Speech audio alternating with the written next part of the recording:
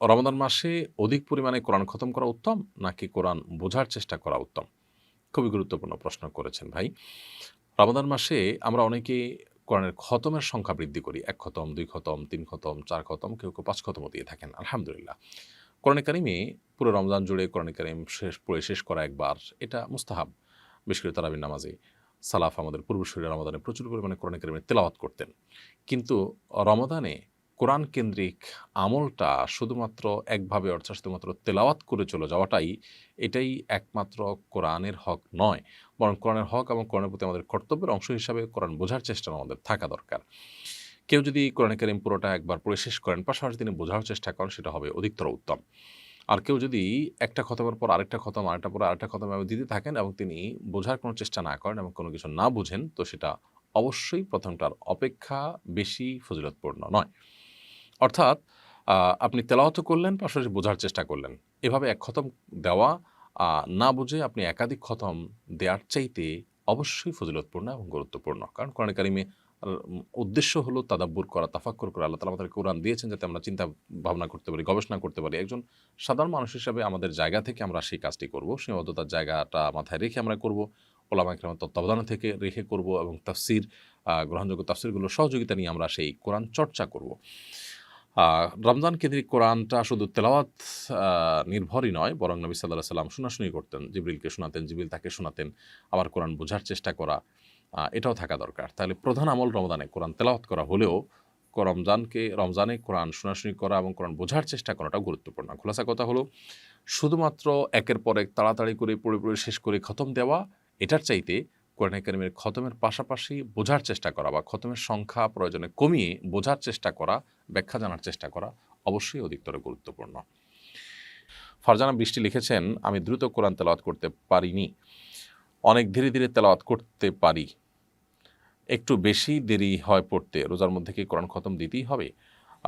কোরআনে কারিমের খতম দেওয়া রোজার মধ্যে আবশ্যক নয়।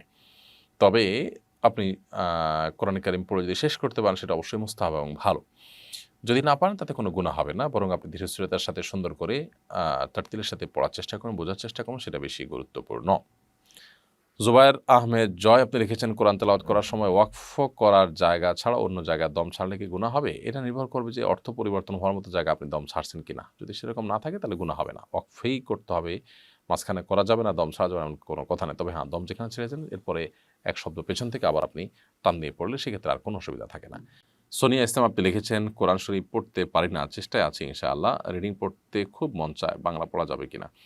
বাংলা দেখে কোরআন দেখে কোরআন পড়া জায়েজ নাই। বরং আপনি আ কোরআন তেলাওয়াত করা শিখে ফেলতে পারেন এবং সেটা চেষ্টা করলে খুব আহামরি কষ্ট হবে আপনার তা না। আপনি চেষ্টা করলে কিন্তু সেটা করা যাবে। আপনি আ প্রয়োজনে অন্যদের কোরআন তেলাওয়াত শুনবেন, কিন্তু উচ্চারণ সহযোগিতা নিয়ে কোরআন পড়বেন না। নাহিদুল ইসলাম লিখেছেন, ঢাকা বিশ্ববিদ্যালয়ের আরবি বিভাগের শিক্ষার্থীদের আয়োজনে বিশ্ববিদ্যালয়ের বটতলায় কোরআন তেলাওয়াতের অনুষ্ঠান হয়েছে। এ নিয়ে নানা রকমের হইচই শোনা গেছে। বিভাগীয় চেয়ারম্যানকে শোকজ করার ঘটনাও আমরা শুনেছি। বিষয়টিকে আপনি কীভাবে দেখেন? দেখুন, এটা তো বেশ কয়েকদিন আগের ঘটনা এবং এই ঘটনা নিয়ে নানা মন্তব্য ইতিমধ্যে হয়ে গেছে। বিশ্ববিদ্যালয় এটাকে বলা হচ্ছে বহু সংস্কৃতির ধারক। তো বহু সংস্কৃতির ধারক যে প্রতিষ্ঠান, সেখানে কোরআন কারিমের তেলাওয়াত হলে মানে বেশিরভাগ শিক্ষার্থীদের যে সংস্কৃতি, মুসলিমদের সংস্কৃতি, সেটি থাকলে সমস্যাটা কোথায়?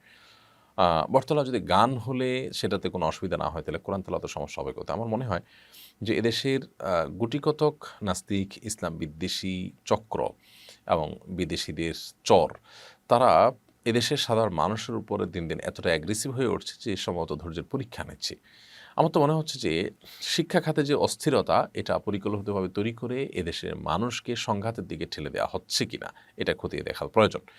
কারণ বটতলায় একটা শিক্ষা প্রতিষ্ঠানের বটতলায় কিছু শিক্ষার্থীরা কোরআন তেলাওয়াত করবে, এখানে সমস্যার জায়গাটা কোথায়? বটতলা যদি অন্য সব কাজ হতে পারে, কোরআন তেলাওয়াত কী দোষ করেছে? এটা নিয়ে যারা আপত্তি তুলেছে তাদেরকে বরং বিচারের মুখোমুখি করা দরকার এবং তাদেরকে দৃষ্টান্তমূলক শাস্তি দেওয়া দরকার। তাদের স্পর্ধা তারা কোত্থেকে পায়? আমার মনে হয় যে সংশ্লিষ্ট কর্তৃপক্ষ যদি এই বিষয়গুলো এভাবে তারা দেখেও না দেখার ভান করতে থাকেন, তো একটা পর্যায়ে সাধারণ মানুষ ধৈর্যের বাঁধ ভেঙে যাবে। সেটা কারোর জন্য কাম্য হতে পারে, সেটা আমরা কেউই চাই না। আল্লাহ তাআলা আমাদেরকে হেদায়েত দান করুন। এমডি রাকিব আপনি লিখেছেন, বাড়িতে কেউ মারা গেলে 40 দিন পর্যন্ত কোরআন তেলাওয়াত করতে হয়, এটা শরীয়ত সম্মত কিনা? বাড়িতে কেউ মারা গেলে মৃত ব্যক্তির জন্য আমরা দোয়া করতে থাকবো, সেটা কোনো দিনক্ষণ ফিক্স করে নয় সাধারণভাবে। আর 40 দিন পর্যন্ত কোরআন তেলাওয়াত করার যে প্রথা বা প্রচলন আমাদের দেশে আছে, এটা নিছকই আমাদের নিজেদের বানানো কালচার। কোরআন এবং হাদিসে এরকম কোনো নির্দেশনা আমাদেরকে দেয়নি যে কারোর মারা যাওয়ার পর 40 দিন পর্যন্ত তার বাড়িতে কোরআন তেলাওয়াত করতে হবে।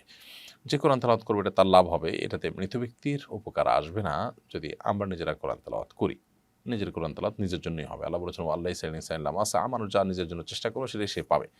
সো কারণ মৃত্যুর পর তার বাড়িতে কোরআন তেলাওয়াতের কোনো বিশেষ ফজিলত তাৎপর্য নেই এবং শরীরের কোনো নির্দেশনা নেই, বরং এটাকে শরীরের অংশ, কোরআন হাদিসের নির্দেশ, ইসলামের কাজ মনে করে করলে বেদাতে পরিগণিত হতে পারে। এমনিতে কোরআন তেলাওয়াত করাতে দোষী কিছু নেই, কিন্তু মারা গেছে সেই জন্য আমাকে 40 দিন তেলাওয়াত করতে হবে, লোক ভাড়া করে আনে তেলাওয়াত করতে হবে, এরকম ধারণা থাকলে সেটা ভুল ধারণা এবং তার কারণে বরং গুনাহ হতে পারে। এটাকে সংশোধন করতে হবে। আসুন্নাহ ফাউন্ডেশন, উম্মার স্বার্থে সুন্নাহর সাথে।